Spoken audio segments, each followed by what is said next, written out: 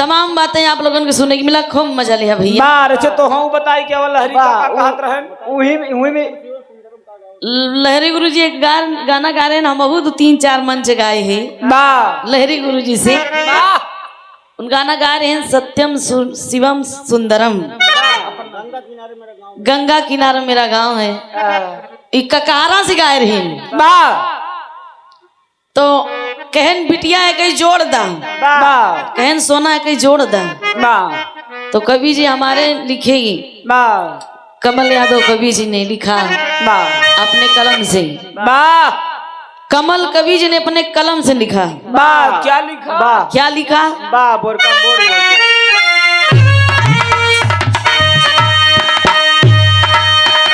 कानून का दिल गुनहगार बाहर आई, कानून कातिल गुनहगार। ये सब फिल्म का नाम है।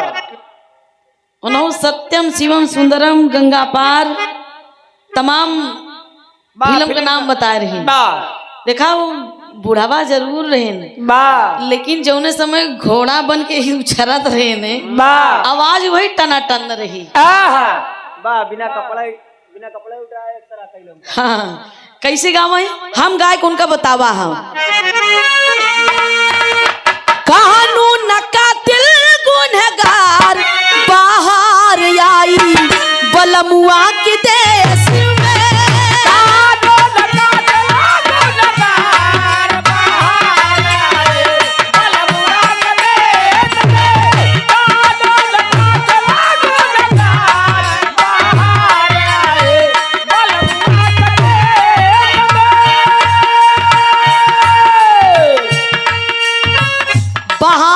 बलमुआ के देश में कानून कातिल गुनहगार बाहर आई बलमुआ के देश में। का अब आई खा कबारी आई बटे खिलौना खिलाड़ी खन नायक खबीस हो।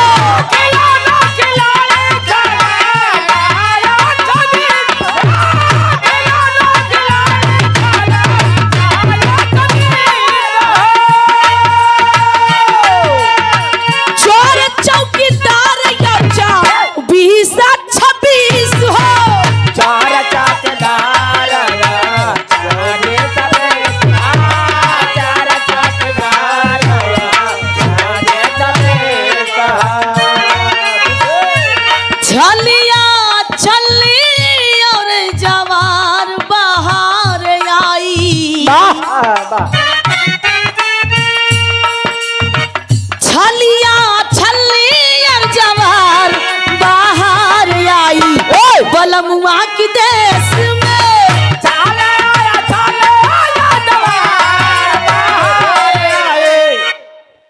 खिलौना खिलाड़ी खलनायक खबीस चोर चौकीदार 24 और 26 छलिया छल्ली और जवार बाहर आई बलमुआ के देश में। जवानी दीवानी जालिम जलती मसाल हो।